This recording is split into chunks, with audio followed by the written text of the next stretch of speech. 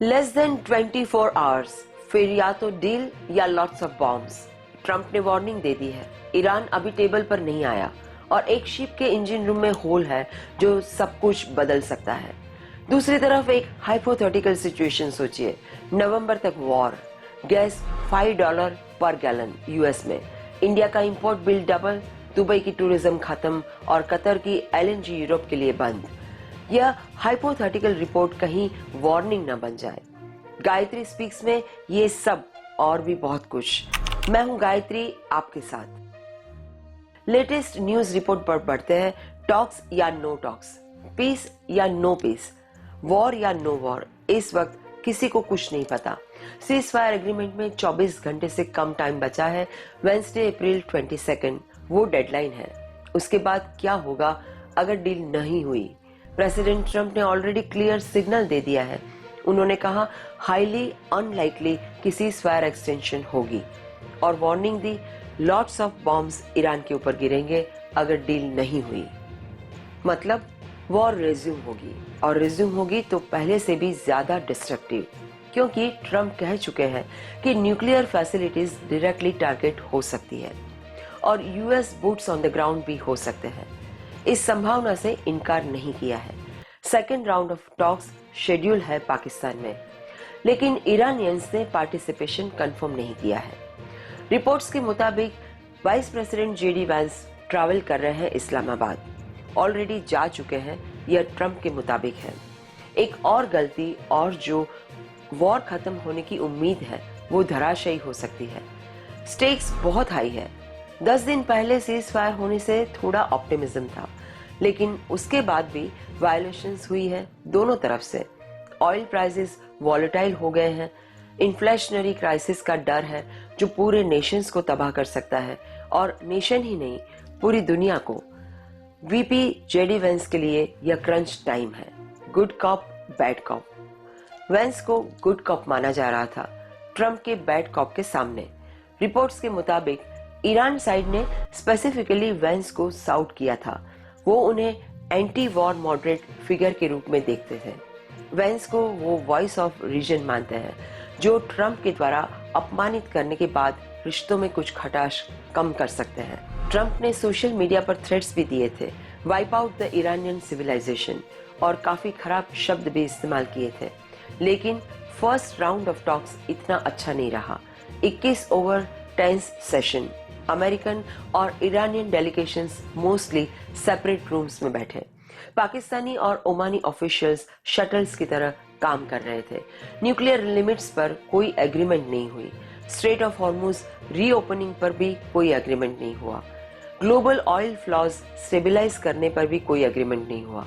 Veins ने जाते वक्त कहा कि यूएस ने अपना best and final offer table पर रख दिया था और ईरान ने कोई पॉजिटिविटी नहीं दिखाई उन डिमांड्स पर जो न्यूक्लियर प्रोग्राम को लिमिट करने या स्क्रैप करने की थी।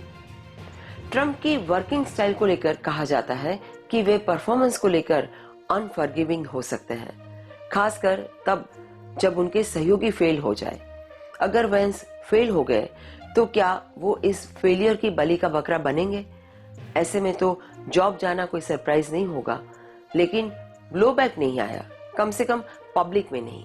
लेकिन इस बार अगर डील नहीं हुई तो ट्रंप क्या फॉरगिविंग होंगे? डेडलाइन के बाद उन्हें कांग्रेशनल अप्रूवल लेनी पड़ेगी फर्दर मिलिट्री एक्शन के लिए, और जेडी वैंस के लिए शांति स्थापित करना इतना महत्वपूर्ण और निर्णायक क्यों है? इसके पीछे एक और बड़ी वजह है। ऐसी बातें चल रही है कि वेंस रिपब्लिकन कैंडिडेट हो सकते हैं 2028 प्रेसिडेंशियल इलेक्शन में, लेकिन दूसरी तरफ ट्रंप के अप्रूवल रेटिंग्स नोज डाइव ले रहे हैं, क्योंकि ईरान वॉर 6 वीक से ज्यादा चल चुका है और एंड दिख नहीं रहा है। मार्च के आखिरी हफ्तों में हुए सीपीएसी स्ट्रो पोल में जेडी वेंस का दबदबा देखने को मिला। 1600 से अधिक डेलीगेट्स के बीच हुए इस मुकाबले में वेंस ने 53% फीसदी वोट हासिल कर बाजी मारी। वहीं मार्को रूबियो 35% वोटों के साथ दूसरे स्थान पर रहे। वेंस और रूबियो दोनों के फिगर्स रहे हैं इस वॉर में, लेकिन अप्रोचेस बिल्कुल डिफरेंट है। रूबियो फियर्स डिफेंडर रहे हैं ट्रंप की वॉर के फैसलों के।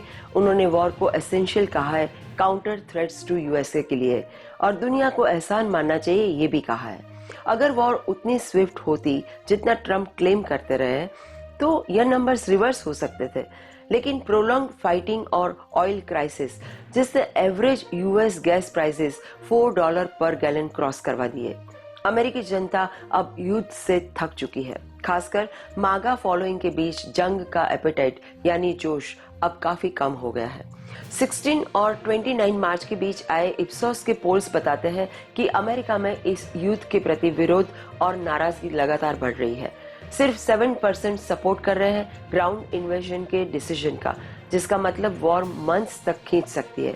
66% wanted fighting to end quickly, भले ही अमेरिका को अपने लक्ष्यों से समझौता करना पड़े, लेकिन इतिहास में वेंस की पहचान उस व्यक्ति के रूप में होगी जिसने टेबल पर बैठकर इस युद्ध को रुकवाया। यह वेंस के क्रेडेंशियल्स को धूमिल करेगा, लेकिन सबसे बड़ा सवाल, क्या ईरान टेबल पर आएगा? मंडे को एक सीनियर ईरान ऑफिशियल ने रॉयटर्स को बताया कि टुस्का शिप का सीजर अभी भी सोर पॉइंट है उनके लिए। ट्रंप ने क्लेम किया शिप को वार्निंग दी गई थी, लेकिन उन्होंने रिफ्यूज किया। इस हादसे के बाद अब रिश्तों में नरमी के संकेत भी मिल रहे हैं। रिपोर्ट्स कहती है कि Tehran is positively reviewing it's participation in the talks, लेकिन कंफर्मेशन अभी नहीं आया और क्लॉक टिक कर रहा है। युद्ध विराम यानी truce ends in 24 hours, Wednesday April 22। Trump ने कहा कि इट इज हाईली अनलाइकली कि सीज फायर एक्सटेंशन होगी और वार्निंग दी कि फिर बॉम्ब ही बॉम्ब्स गिरेंगे हर तरफ। मतलब ईरान और वेंस के पास कुछ घंटे ही बचे हैं to prevent potentially even more destructive war, जो डायरेक्टली टारगेट कर सकती है ईरानियन न्यूक्लियर फैसिलिटीज और इंक्लूड कर सकती है US boots on the ground. मेरा टेक है कि अगर वेंस फेल रहे तो क्या होगा? क्या उनकी पोजीशन कमजोर होगी? क्या ट्रंप उन्हें फायर करेंगे? शायद, क्योंकि ट्रंप का ट्रैक रिकॉर्ड है। लेकिन अगर वेंस फायर हो गए तो 2028 की प्रेसिडेंशियल रेस में क्या होगा? फिर क्या वो इंडिपेंडेंट कैंडिडेट बन सकते हैं या फिर रिपब्लिकन बेस उन्हें विक्टिम के रूप में देखेंगे? यह सब स्पेकुलेशन है, लेकिन इम्पॉसिबल नहीं। और ईरान वो टेबल पर क्यों नहीं बैठेगा? उनकी डिमांड्स क्लियर है। Excessive demands, unrealistic expectations, constant shifts, repeated contradictions और ब्लॉकेड जो सीजफायर का ब्रीच है। अब तक यह सब एड्रेस नहीं होगा। ईरान के लिए नेगोशिएशन पर बैठना मुश्किल है, लेकिन घड़ी की सुइयां तेजी से घूम रही है। 24 घंटे में सीजफायर एक्सपायर होने वाली है, फिर बॉम्ब्स ड्रॉप होंगे, फिर वॉर रिज्यूम होंगी, फिर और ज्यादा लोग मरेंगे, फिर और ज्यादा डैमेज होगा। वेंस के लिए यह लेगेसी डिफाइनिंग मोमेंट है। अगर वो पीस डील लाते हैं तो वो 2028 में स्ट्रांग पोजीशन में होंगे। अगर फेल रहे तो ट्रंप एडमिनिस्ट्रेशन का कोप उन पर भारी पड़ेगा और 2028 की रेस भी मुश्किल हो जाएगी। मैंने एक हाइपोथेटिकल रिपोर्ट तैयार की है। हाइपोथेटिकल है लेकिन इम्पॉसिबल नहीं। क्या होगा अगर यह वॉर नवंबर तक स्ट्रेच हो? जहाँ तक सऊदी अरब का सवाल है, उनके लिए यह अवसर और खतरे, अपॉर्चुनिटी एंड वल्नरेबिलिटी के बीच एक दोधारी तलवार पर चलने जैसा है। एक तरफ एलिवेटेड ऑयल प्राइसेस होंगे, जिसकी वजह से they will see significant boost in revenues. Short term economy cushioning तो मिलेगी, लेकिन दूसरी तरफ किंगडम की critical oil infrastructure repeated target पर रहेंगी। फ्रॉम इरानियन मिसाइल और drone attacks, vision 2030, defence budget में होने वाली इस भारी बढ़ोतरी के बाद पूरा सिनारियो ही बदल जाएगा। लॉन्ग टर्म रिफॉर्म्स में स्लो डाउन आ जाएगा। इन्वेस्टर कॉन्फिडेंस जो अब तक मिडिल ईस्ट में बढ़ रहा था, उसको झटका लगेगा।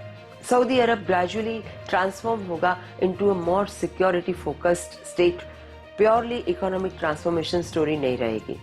So the entire dream of becoming a global destination, वो सपना टूट जाएगा, कुछ सालों के लिए एटलीस्ट। अब बात करते हैं भारत की, जिसके लिए इस संकट के मायने बेहद सिग्निफिकेंट है। कच्चे तेल की बढ़ती कीमतें भारत का इंपोर्ट बिल बढ़ा देंगी, जिससे रुपये की स्थिरता पर सीधा असर पड़ेगा। आपको बता दें कि पिछले 8 महीनों में रुपया पहले ही डॉलर के मुकाबले 10% तक लुढ़क चुका है।